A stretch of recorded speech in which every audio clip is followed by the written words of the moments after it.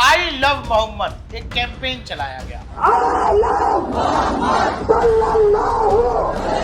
एक व्यक्ति से दिक्कत है और इतनी नफरत है कि जहां वो उनकी हत्या तक की बात तो करते हैं कि आज जब नरेंद्र मोदी से लड़ना मुश्किल है, कल को हो ना हो अगर योगी आदित्यनाथ उनके रास्ते में खड़े हो गए तो ये मुश्किलें कहां से कहां चली जाएंगी। खुले तौर पर प्रदेश के मुख्यमंत्री और देश के प्रधानमंत्री के लिए जिस तरह की भाषा का इस्तेमाल और एक तरह से उकसाया जा रहा है लोगों को ऐसा करने। योगी को मजलेगांव शहर से मुस्तफा मस्जिद के सामने से ये चैलेंज करता हूँ, उत्तर प्रदेश में भेजो, उसका उपचार हम कर देंगे।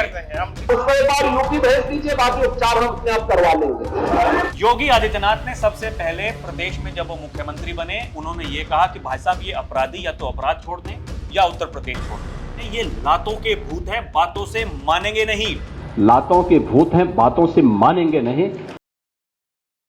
दर्शकों, देश में एक गिरोह है, उस गिरोह को नरेंद्र मोदी से काफी दिक्कत है, लेकिन उससे भी बड़ा ऐसा गिरोह अब देश में तैयार हो रहा है जिसको नरेंद्र मोदी, अमित शाह और बीजेपी की तमाम लीडरशिप से ज्यादा एक व्यक्ति से दिक्कत है और इतनी नफरत है कि जहां वो उनकी हत्या तक की बात लोग करते हैं।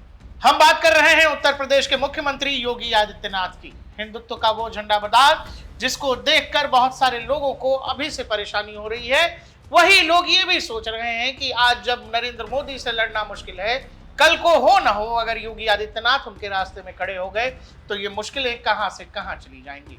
महाराष्ट्र का एक वीडियो इंटरनेट पर वायरल है जिसमें योगी आदित्यनाथ को लेकर जो आपत्तिजनक शब्द कहे जा रहे हैं, मुझे लगता है वो एक चेतावनी के तौर पर भी देखना चाहिए और यह भी देखना चाहिए कि इस देश में योगी आदित्यनाथ हो या नरेंद्र मोदी हो, कुछ लोगों के अंदर इतनी नफरत इन नेताओं के प्रति क्यों है। क्या इसका वजह केवल और केवल ये कि ये सनातन का झंडा उठाते हैं, हिंदुत्व की बात करते हैं। उस पहले को इतनी हिम्मत नहीं होती कि वो हुजूर सल्लल्लाहु अलैहि वसल्लम के शान में गुस्ताखी करे। मोहतरम सामने इकराम, मैं उस योगी को मजलेगांव शहर से मुस्तफा मस्जिद के सामने से ये चैलेंज करता हूँ कि अगर आज तक ले तेरी अगर इतनी हिम्मत है तो तुम मजलेगांव में आकर खाली सिर्फ और सिर्फ आका सल्लल्लाहु अलैहि वसल्लम के नाम के जो गुस्ताख है, जो गुस्ताखी कर जो आए मोहम्मद के नाम पर जो आज बैनर लगा रही है, अगर तू उन्हें अरेस्ट करेगा तो मैं कसम खुदा की मुस्तफा मस्जिद के सामने के उसे को चैलेंज करता हूँ कि तुम मजलेगांव से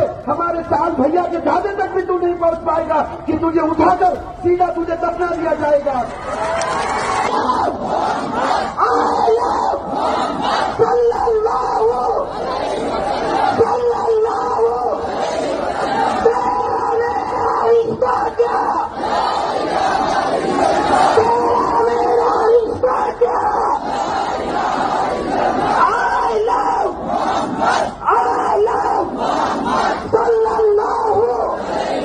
आई लव मोहम्मद एक कैंपेन चलाया गया। उस कैंपेन को लेकर उत्तर प्रदेश में जो कुछ हुआ वो सब आप जानते हैं। उसी सिलसिले में महाराष्ट्र का एक वीडियो जारी होता है और उस वीडियो में उत्तर प्रदेश के सीएम को लेकर अजीबोगरीब बातें कही जा रही हैं और उनके लिए अपशब्दों का प्रयोग किया जा रहा है। अभी हाल फिलहाल हमने देखा था कि बिहार की धरती से प्रधानमंत्री और उनकी माता जी के लिए अपशब्दों का उपयोग था और अब इसी सिलसिले में योगी आदित्यनाथ को लेकर ये सब कहा जा रहा है। हमारे साथ है राहुल जी। राहुल जी, इस तरह की चीजें योगी आदित्यनाथ के लिए कहा जाना आपको क्या लगता है? देखिए प्रकाश भाई, नरेंद्र मोदी जो वर्तमान में प्रधानमंत्री हैं और बहुत सारे लोग, एक बहुत बड़ा वर्ग ये चाहता है देश का कि आने वाले दिनों में योगी आदित्यनाथ इस देश के प्रधानमंत्री बने। अब क्योंकि कुछ लोग नरेंद्र मोदी से पहले ही परेशान हैं। आप देखिए ना, 2014 से पहले जिस तरह से वो बात करते थे, लेकिन क्योंकि प्रधानमंत्री बन गए तो उन्होंने अपनी भाषा शैली थोड़ी सी बदली है। लेकिन योगी आदित्यनाथ को आप देखिए, योगी आदित्यनाथ ने जो एक इनके खिलाफ, ऐसे असामाजिक तत्वों के खिलाफ जो एक मुहिम चलाई है और वो जो ये कहते हैं ये लातों के भूत हैं, बातों से मानेंगे नहीं। इसका मतलब क्या है? इसका मतलब ये है कि देखिए, ये पिछली जो सरकारें थी, ये लोग क्या करते थे? ये केवल तुष्टीकरण की राजनीति करते थे। लेकिन फिलहाल क्या हो रहा है? वो संतुष्टीकरण की राजनीति हो रही है। ये बदलाव है। फर्क क्या है? पहले आप लोग क्या करते थे? जातीय संघर्ष करवाकर और केवल एक खास वर्ग का वोट लेकर आप सत्ता में बैठते थे। उसके बाद में केवल अपने परिवार का महिमा मंडन करते थे। आज क्या हो रहा है? आज सबका साथ, सबका विकास। ठीक है, आप कहिए कि भाई साहब ये केवल एक धर्म को टारगेट कर रहे हैं, मेरा सवाल एक है प्रकाश भाई, आप मुझे एक बात बताइए, जितनी भी सरकार की जन कल्याणकारी योजनाएं हैं उनमें जो अल्पसंख्यक समाज है उसकी कितनी भागीदारी और है? जो आपकी आबादी है, आप जितने प्रतिशत हैं उस लिहाज से सरकारी योजनाओं में आपकी क्या भागीदारी? भाई 17 से आपको अगर ये लग रहा है हाँ। राहुल जी कि अतीक अहमद पर कुछ एक्शन हो गया, मुख्तार अंसारी पर कोई एक्शन हो गया, या किसी माफिया पर कोई एक्शन हो गया, इसीलिए आपको ये लग रहा है कि योगी आदित्यनाथ किसी खास तबके के खिलाफ है, तो ये गलत है ना। आप किसी भी नेता का आकलन कैसे करेंगे? आप नरेंद्र मोदी हो या योगी आदित्यनाथ हो, आप सरकारी योजनाओं में मुसलमानों की भागीदारी पर अगर बात करें तो आपको अपने आप समझ में आ जाएगा कि तुष्टीकरण क्या होता है और सबका साथ सबका विकास क्या होता है। हम ऐसा नहीं है कि किसी पॉलिटिकल पार्टी के लिए हमको पेमेंट आता है और हम उनके लिहाज से बात करते हैं। आप अगर डाटा पर बैठकर बात करेंगे तो डाटा पे बैठिए और उस डाटा के लिहाज से देखिए कि उत्तर प्रदेश में मुसलमानों की स्थिति सरकारी योजनाओं में पहले क्या थी। जो लोग सुबह शाम मुसलमानों की कस्में खाते हैं और किस सीट पर किसको लड़ाएंगे ये भी देख कर तय करते हैं कि मुसलमानों को कितनी सीट दी जाए तो उनका फायदा हो। जब आप ये देखेंगे तो आपको अपने आप समझ में आ जाएगा। लेकिन बावजूद इसके किसी नेता को पसंद करना ना पसंद करना अपने अपने हाथ की बात है, लेकिन खुले तौर पर देश के एक प्रदेश के मुख्यमंत्री और देश के प्रधानमंत्री के लिए जिस तरह की भाषा का इस्तेमाल और एक तरह से उकसाया जा रहा है लोगों को ऐसा करने के लिए। कुछ नेता देश के प्रधानमंत्री के लिए तू तड़ाक की भाषा का इस्तेमाल करते हैं, अगले 2-1 दिन में हम लोगों को पता लगता है कि जी एक कार्यक्रम में प्रधानमंत्री की माता जी के लिए अपशब्द कहे गए। अब एक और इंटरनेट पर वीडियो वायरल है, वो आदमी कह रहा है कि मैं फलानी मस्जिद और फलानी जगह से बोल रहा हूं, मैं ऐसा कर दूंगा।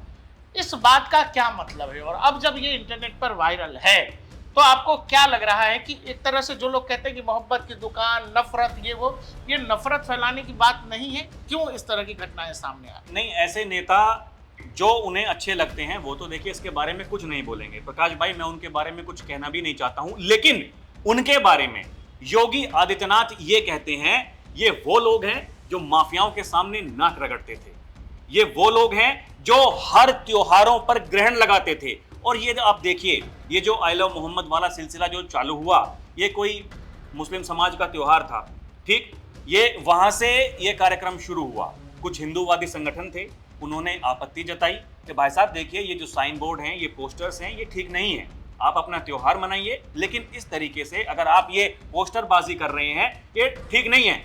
अब क्या हुआ, आई लव मोहम्मद से आई लव महादेव शुरू हो गया। शुरुआत किसने की, अंत कैसे होगा, ये अपने आप में बहस का विषय है। योगी आदित्यनाथ ने क्या किया, सबसे पहले भाई प्रशासन को आदेश दिया कार्रवाई कीजिए, कार्रवाई हुई। तो यहां उत्तर प्रदेश में तो क्या होता है प्रकाश भाई, यहां तो जो दंगाई हैं उनके पोस्टर चौराहे पर चस्पा हो जाते हैं। भाई साहब कोई जो फर्क भी नहीं पड़ता आप कौन है, कोई फर्क नहीं पड़ता, कौन से धर्म के हैं, कौन सी जाति के हैं। जितने भी असामाजिक तत्व हैं, अगर कोई ऐसा घिनौना कृत्य करता है तो उसी से उसकी वसूली की जाती है। फिर इन्होंने तैयारी की, ये कहां पहुंचे, ये उत्तराखंड में पहुंचे, वहां धामी साहब हैं, उन्होंने भी वही कार्रवाई की, सबने माफी मांगी। फिर महाराष्ट्र, कर्नाटका, गुजरात, अलग अलग जगह पर जाकर के ये एक मुहिम चलाने की कोशिश की जा रही है। ये पूरा का पूरा वही मामला है। अब आप यहां देखिए, महाराष्ट्र में समाजवादी पार्टी के एक नेता हैं अबू आजमी, वहां के प्रदेश अध्यक्ष हैं, विधायक भी बन गए हैं। उन्होंने औरंगजेब का जब महिमा मंडन किया था, दर्शकों आपको याद होगा योगी आदित्यनाथ ने विधान परिषद में खड़े होकर के ये कहा था कि ऐसे कमबख्त को पार्टी से बाहर निकालो और अगर नहीं कर सकते हो उत्तर प्रदेश में भेजो, उसका उपचार हम कर देंगे। हम ठीक कर। एक बार सुनिए उन्होंने क्या कहा था। उस कमबख्त को निकालो पार्टी से और उसको एक बार यूपी भेज दीजिए, बाकी उपचार हम अपने आप करवा लेंगे। एक और भी चीज है राहुल जी, आप जब ये देखोगे नरेंद्र मोदी के खिलाफ भी नफरत है, जबरदस्त नफरत है लोगों के अंदर, और एक खास वर्ग है कट्टरपंथी गिरोह कह लीजिए, उनके निशाने पर नरेंद्र मोदी लंबे समय से है।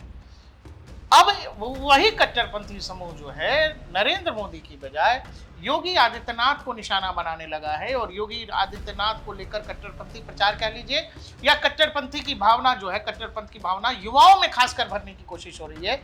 क्या उसे ये लगता है, क्या वो भी ये मानने लगा है कि कल को अगर नरेंद्र मोदी नहीं होंगे तो देश में योगी आदित्यनाथ का एक विकल्प खड़ा हो रहा है जिसके पीछे संघ खड़ा है, और वो अगर दिल्ली आ गए तो फिर ज्यादा मुश्किल है। और यही कारण है कि योगी आदित्यनाथ को लेकर भी वो कट्टरपंथी गिरोह जो है लगातार इस तरह के बयान जारी करता रहा। प्रकाश भाई प्रयास क्या हो रहा है, कभी पीडीए के नाम पर, कभी भाषा के नाम पर, ठीक, कभी क्षेत्र के नाम पर, कभी जाति के नाम पर। ये लोग प्रयास क्या कर रहे हैं? ये एक समाज को बांट करके, ये वही प्रयास है। धमकी देके ना, केवल हिंदुओं को, जाति केवल हिंदुओं में है, दूसरी तरफ कोई जाति नहीं। धमकी देखे ना आप।